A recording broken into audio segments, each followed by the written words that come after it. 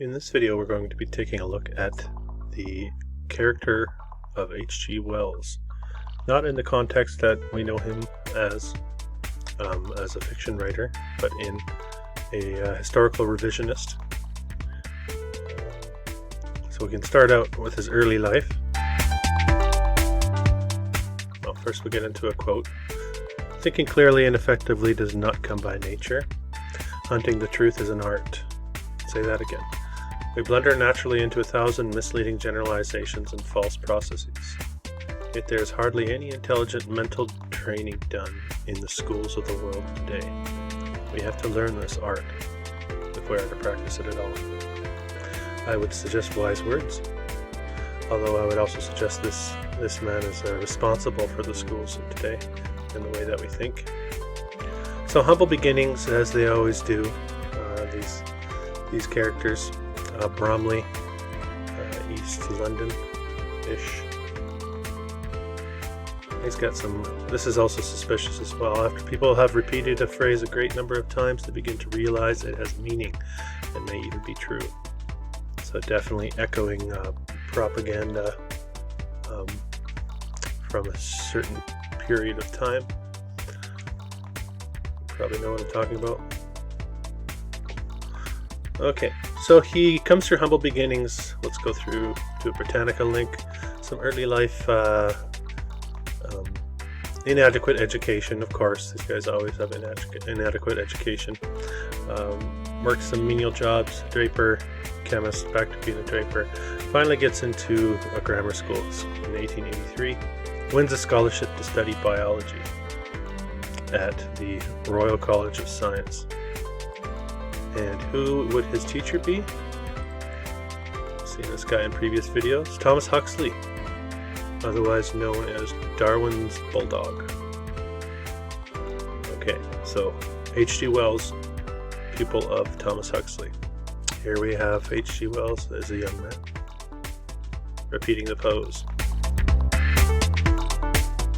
A few brief points about Wells before we get into his writings. As a student, he enters what is known as the Fabian Society, Fabian Socialist Society, where we have the coat of arms telling you all you need to know about what this group of characters was into. Here's a Fabian Socialist, William Morris, keeping his hand behind his hat for you. We also have George Bernard Shaw, also famous. Beware of false knowledge. It is more dangerous than ignorance. Well, again, a lot of truth in these quotes. Okay, so H.G. Wells making it clear that he has an allegiance to a group with a specific political agenda. And he, as he gets into his later years, he really gets to make the rounds with all of the big names from our history books. Here we have Churchill admitting how much he owes to H.G. Wells for his accomplishments. And a little bit of mixing and mingling. H.G. Wells actually had the opportunity to interview this gentleman here,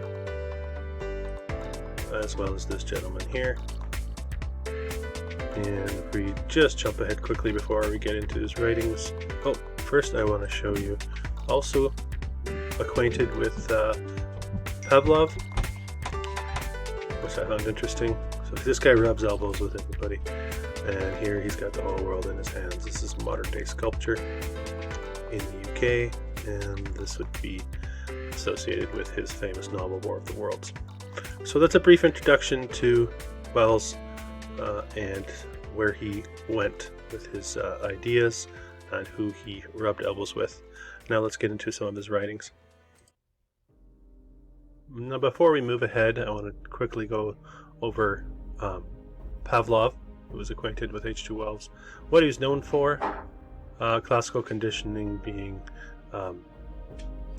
his discovery.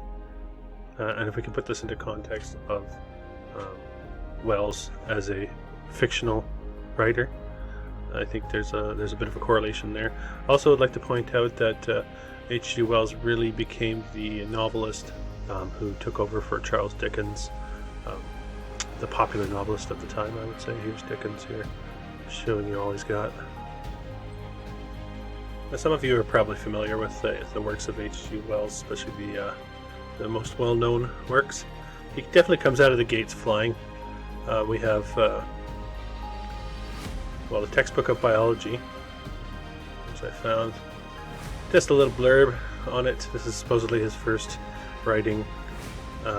Interesting here, we have the sketch of him being dissected by the animal, the rabbit, I suppose. But there's some symbology there, I would suggest. But as far as novels go, he comes out of the gates with the Time Machine. So right away he is getting into the whole idea of humanity branching off into two separate species. So we have the Morlocks and the Eloys. In that's definitely, this has been sort of done to death, movie-wise, and it's not hard to find this one, but interesting to start out with, for sure. And he also gets into, sort of along the same lines, he gets into the Island of Dr. Moreau, where we get into the genetic manipulation, modification, manipulation, and all the rest of it. Let's roll through a few more of his titles, so we get a sense of his angle. Now I want you to remember this one in the Day of the Comet. This will come up a little later in the video. I'll try to tie it in with something else. We have the moon narrative, the space narrative, being implanted, conditioned into the minds of the public. And the sleeper wakes. A lot of visuals too from his early writings having to do with airships. Let's go through some of these here. We have the alien invasion narrative creeping up as well. Here's one of the Tales of Space and Time. Of course, we have the War of the Worlds, very well known, where Mars attacks basically, but it's basically a takeover of Earth, which I will propose in this video that the works of H.G. Wells, in my opinion, were to cover up a takeover of the Earth.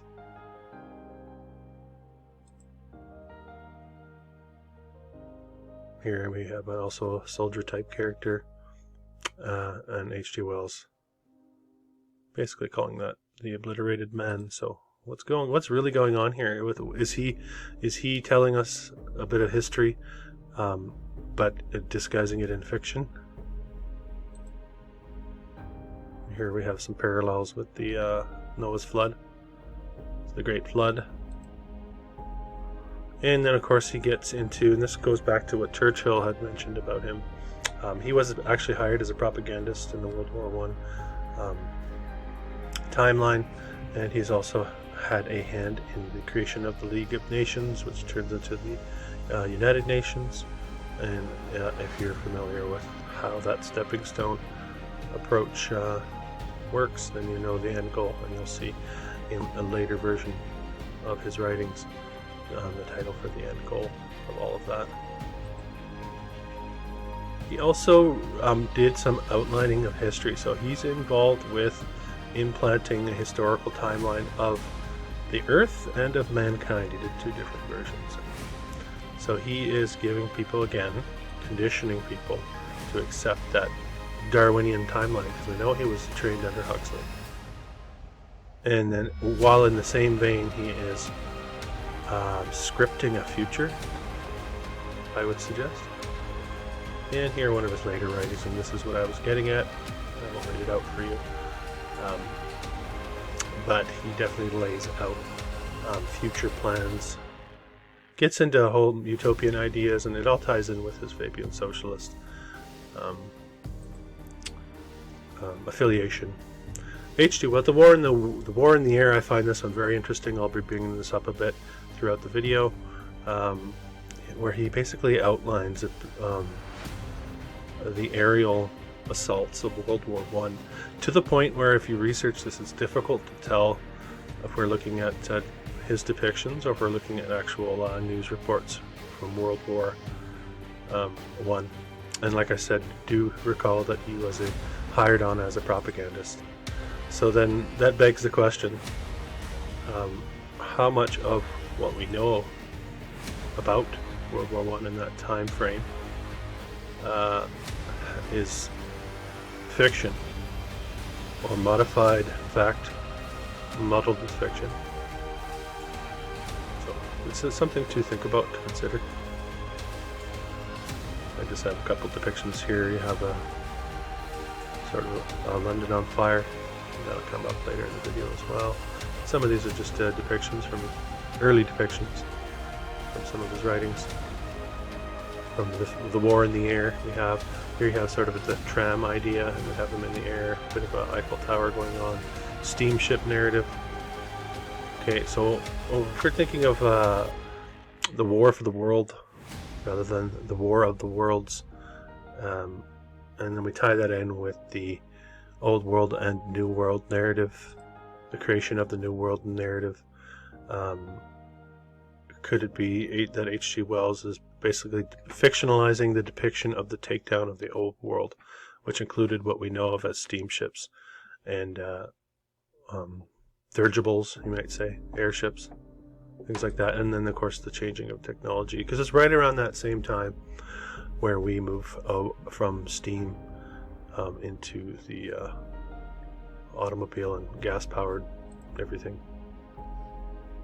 So that's kind of what I'll be suggesting in this, and we'll be getting into 1800s and what actually happened in the 1800s, specifically focusing on North America, just because there's so much to look at. Now what I'd like to do for you is attempt to paint a picture of what I propose is potentially the cleanup operation of a war for the world that we live in today. So we're starting with some depictions here of the American Civil War, or American War of Independence, and then we get to the French Revolution. And we have a depiction here. And then our timeline sort of takes us to about 1811 with what is known as Tecumseh's comet. And here we have Tecumseh, Shawnee warrior, show respect to all people, but grovel to none. Yeah, I can handle that. It wasn't only known as Tecumseh's comet. It has also been referred to as Napoleon's comet. Let's take a closer look at this phenomenon, because it will be getting into what we know of as the New Madrid earthquakes. So I found an interesting website for you, smokymirror.com. Kind of gets into some of the strange events surrounding the New Madrid earthquakes of 1811, 1812. You can definitely check it out. Link will be in the description. They do mention Tecumseh's comet, predating the earthquakes. And I say earthquakes because we're looking at a series, apparently, of earthquakes over a several-month period. The comet was visible for 11 months, they say, during the earthquakes, accompanied by a solar eclipse. So lots of phenomena going on in the skies. I'll just skip quickly to some of the strange things that have been recorded from that time. And of course all of this is as much as we can trust anything from the past, so we take it all with a grain. But interesting, have a lot of reports, flashes, glows, and fires in the sky, recorded during the earthquakes.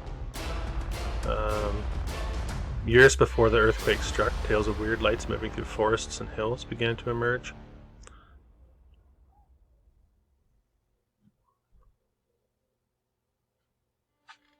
Lightning and sparks were said to crackle across the ground, according to some accounts.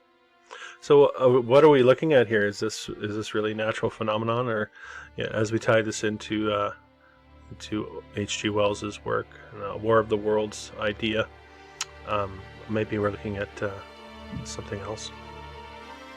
And curiously enough, we have right at the same time the War of 1812 going on in North America.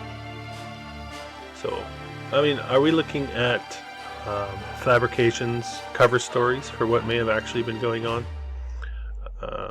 I think it's a possibility. That's just a suggestion of mine. We get all these depictions of devastation. Here's the taking of the city of Washington. And now we get into all sorts of pictures. And I will be jumping around quite a bit over that century, the 1800s. We have places like Charleston showing the devastation of what we're told is the American Civil War. St. John, New Brunswick. Great Fire.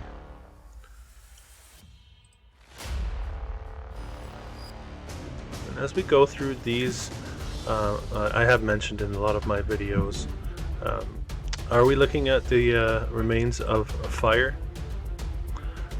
Or is there much more going on here than we maybe would like to admit? And are these just cover stories for some sort of devastation, some sort of war for the world? I don't know of any fire that can do this to buildings. This is Toronto, 1904, they give this, and I have an issue with the dates too. It's all very sort of, what can you trust? It's basically where I'm getting at. This all kind of looks like it's the same type of devastation. Here we have Seattle, 1889. We have the San Francisco earthquake, 1906. We're having the same look of these buildings that look like they've just sort of ripped to shreds. And then we have, of course, the Indian Wars in the States. And then this can tie right into the World's Fairs and the creation of the new narrative. And are we looking at basically a cleanup operation of the remnants of a past civilization? This is showing you a lot of what we might call meltage going on here of what looks to be an old red brick building. So are a lot of these photographs and a lot of the narrative, and of course these narratives would be popping up in the schools that were just being created, or we're looking at a resetting of history and a claiming of what was once a magnificent civilization, now basically having been devastated. And you have these companies such as the Dutch East India Company, the Hudson's Bay Company, the British Crown, Vatican, all these nefarious organizations. You have them resetting the realm and implanting a historical narrative that favors them. And they're doing this through the hidden hands of the organizations that we come across so often as we dig up history. Here we have World War I. Yes, I'm tying this all in with the events of the early 1900s as well. I think that it's all part of the same reset, basically.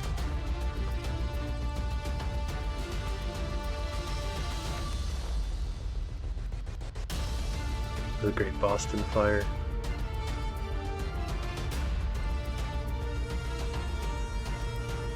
Absolutely devastating. Could very well be Dresden, World War II.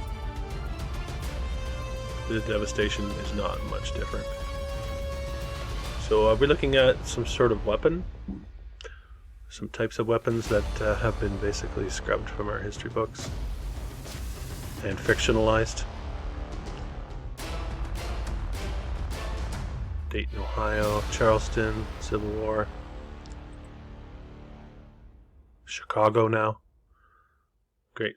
This has been covered extensively on several of the channels that do this type of work. Chicago is definitely reset, I would say. And it's kind of interesting too, because you go through, the pictures of the buildings that still stand in places like Chicago, and there's so much amazing buildings that survived. Makes you wonder what was destroyed and what we're actually looking at in some of these. There's the Honest Abe himself and his compadre with a cold hand. More cold hands. So, at the very least, we need to question historical narrative.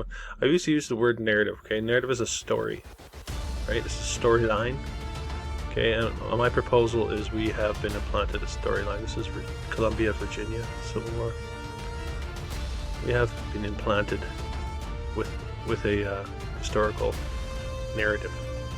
It's a story, and like we're in this video, we are covering a story writer, H.G. Wells, who I propose was using fiction to cover the tracks of this reclaiming of the realm for these nefarious inheritors, let's say, controllers, with the end goal being, well, where we are today.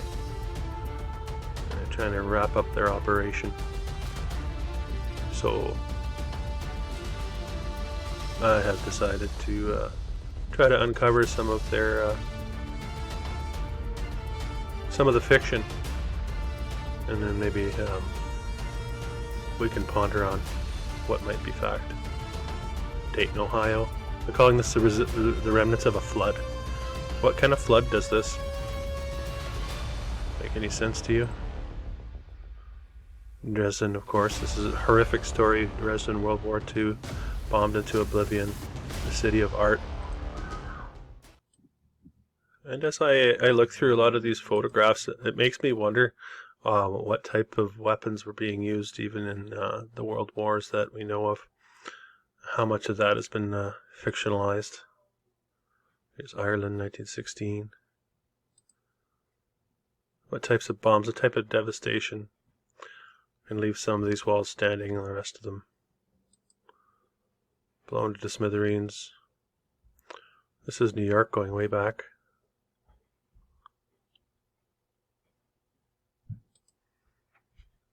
And of course I had to throw this in there. This is we're on a repeat of this, obviously, and I could try to pull the same crap over and over, I suggest, and I don't think it's going to work this time.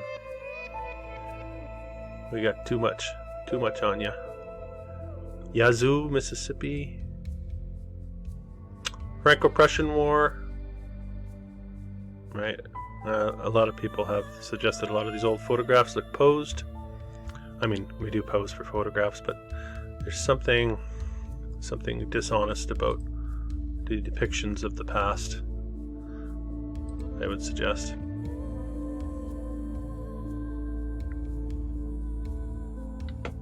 And I'm going to play for you now a video of what actually went on during the World's Fairs. I do suggest the World's Fairs were instrumental in resetting the narrative.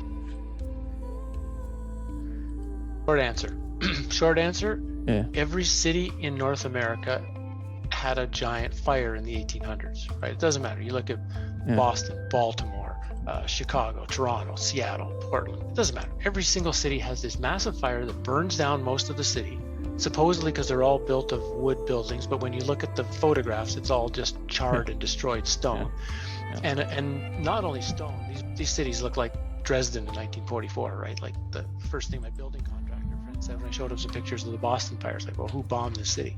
You know. So you've got this world, this massive fires that they claim take over the course of 50 or 60. Of course, the cities go through magic rebuilds, right? Seattle rebuilt itself in, I don't know, 6 weeks or something, right? But you have all these fires, and the question becomes, well, what if the fires didn't take place over 100 years like they say, or 50 years? What if all the fires took place over the course of a year or two?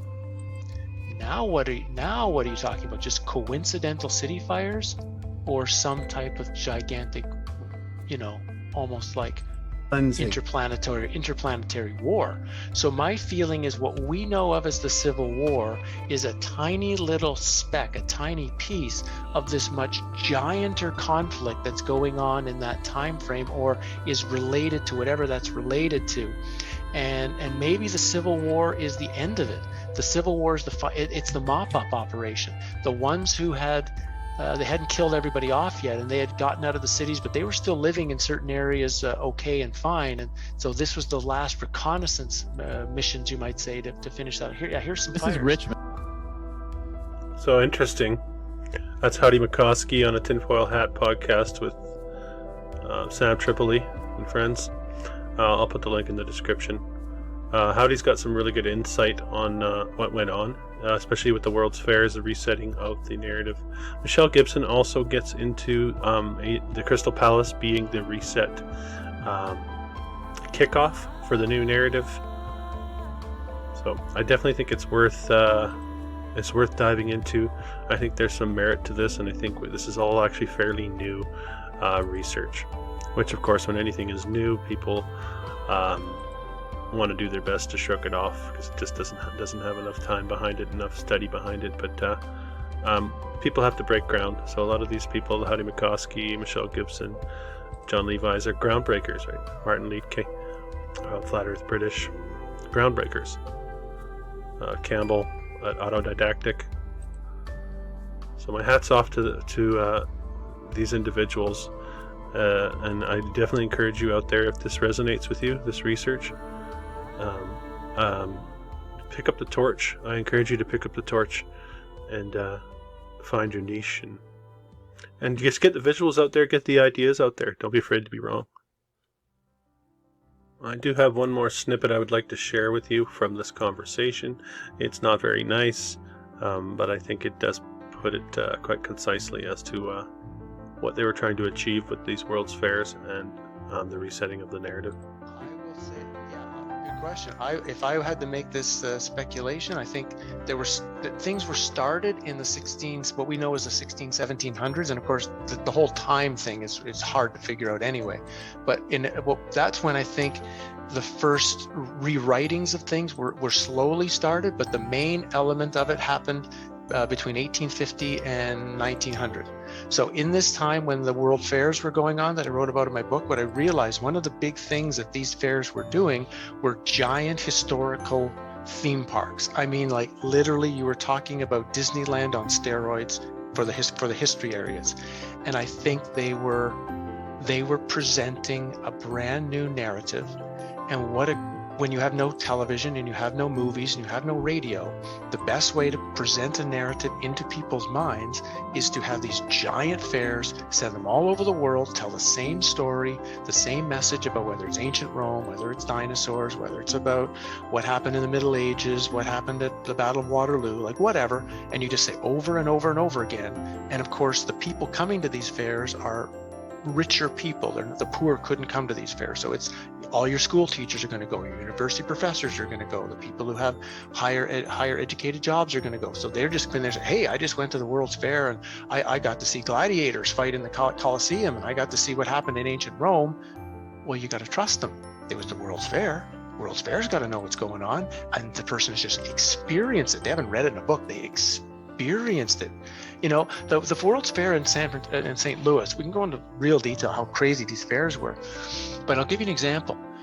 They had 22 historical exhibits at the fair. Each one needed approximately 2,000 to 3,000 actors. 2,000 to 3,000 actors in order to think of the scale we're talking here. So the streets of Jerusalem were one exhibit. 22 streets of Jerusalem, 22 were recreated. They recreated the Holy Sepulchre, the manger where Jesus is supposed to be born. They've got this, they've got that. And they brought over 3,000 people from Israel or I guess it wasn't Israel then, right? From Jerusalem at the time, to be actors in the cafes, in the restaurants, in the whatever. And this was continuous. They had the Siberian Railroad. You would get on a railway car and they would of course shake the railway car and then they'd move the scenery behind you, and then the 2,000 actors would change clothes, you'd open the doors and you'd be at one stop somewhere on some city on the Siberian Railroad, and you'd do whatever you do there. You get back on the car would shake, the scenery would go again, the actors would change the clothes, and you'd be in another city and another city and another city. And apparently this was so well done, you would almost think you really did just take a trip on the Siberian Railroad. And so you got ancient Rome, you've got Jerusalem, you've got the Siberian Railroad, you've got the German Alps, you've got France in the Middle Ages, you've got Spain in the time of something else, you've got the Italian Renaissance, you've got all of this stuff. What a perfect way to present a historical narrative to the world's population. Sounds just like that's exactly when it happened. Wow. So yeah, wow. That's like Disneyland. If you go to Disneyland, there's a Bug's Life, there's Cars, there's Star Wars, and they're all different little, fucking little different world. That's exactly what that is. And everyone's dressed up in their own little fucking outfit. Yep.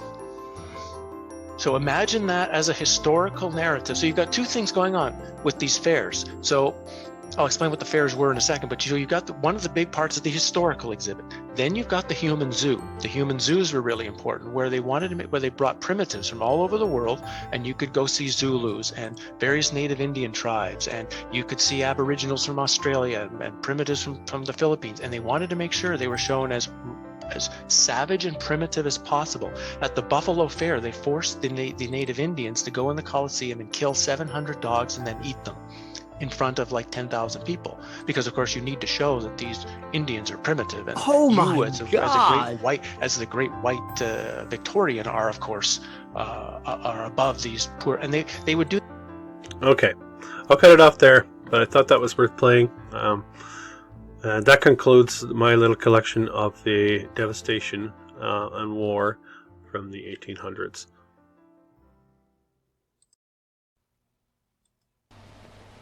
Nowadays, in almost everything, mankind changes, discards old things and goes on to new things. We no longer wear the wigs and swords of our great-grandfathers. We no longer travel in stage coaches or on muleback or horseback. We do not live in houses now without bathrooms, and where the only lighting is the light of a candle. In all those things, we change and we progress. So that's just a little taste of Wells laying out a timeline for us. I'll link that entire interview in the description. We're going to get into a little bit of what I call hidden history. A lot of this stuff has been sort of buried and put into the waste bin of history. But first, we'll get into the first page or two of The War in the Air by Wells. This one struck me. Again, he's laying out a timeline. He mentions here the observation of one of the characters in the book, starting with the Crystal Palace, which we've talked about as the beginning of the new timeline. And then he sort of goes into, let's see here, and then came the railway, then the villas, then the gasworks and the waterworks, and then the ugly sea of workmen houses and the drainage. So he's basically laying out a timeline through the fiction in the novel. Let's see, also gets into the glass shops. It's like an explanation. It's almost like he knew somewhere down the road people would be digging into this, so they had to provide a historical timeline of how these things came to be. The tram cars, first pulled by a horse, then by electricity, and he also mentions the Carnegie Library. I find it amusing because it's exactly what we're poking holes in now. It's interesting. We'll get into the Zeppelin narrative a little bit, and then the correlations with World War I, the transitioning basically, and he depicts this in the War in the Air as well, the transitioning of the dirigibles or airships, and moving into what we know as airplanes.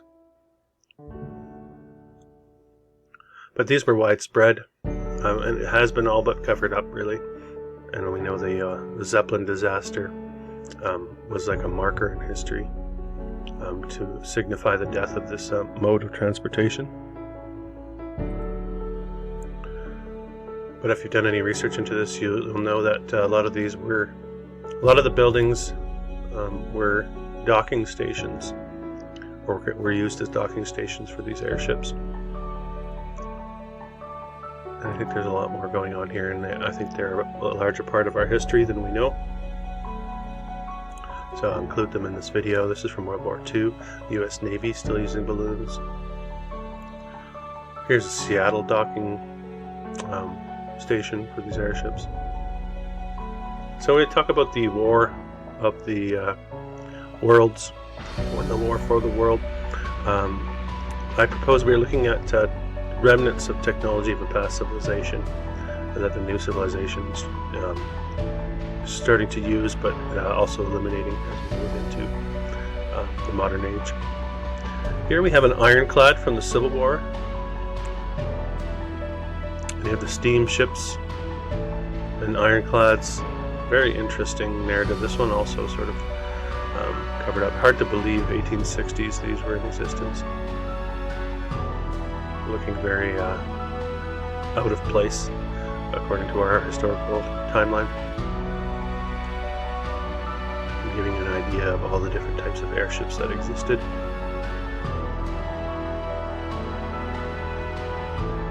And of course you have all these what we call water towers, monuments in a lot of the towns. But we have sort of an understood explanation, I think, of what they may have actually been.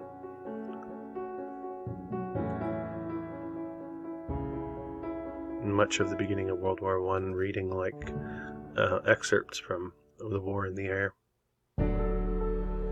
It is interesting how he comes out of the gates. We have a bit of a steampunk depiction. Is steampunk sort of us recollecting something that once existed? He comes out of the gates with his novels with the time machine. So basically, two different races. The Morlocks actually live underground, and they take the Eloys and they use them as food. Like, what is he really talking about there? And then he gets into the island of Dr. Moreau. Then the War of the Worlds, which basically that was broadcast by Orson Welles later on, and really shocked the population. People thinking it was an actual invasion, Mars invasion.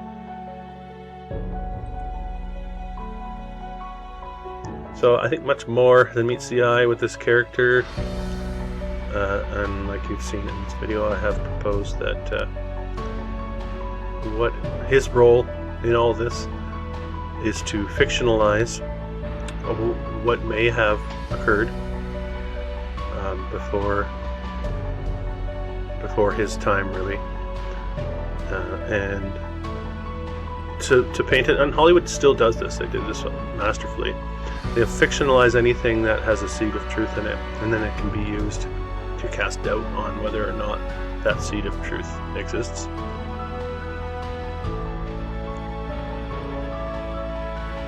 So, we're looking at previous civilization that employed technology that we are no longer familiar with. That's very possible.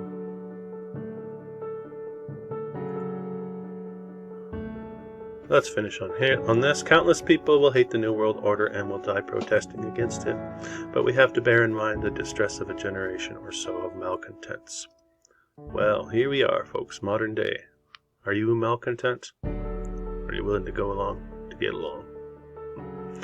I hope you enjoyed this presentation and that it made sense. I really wanted to dig a little deeper into this character, so thank you for joining me.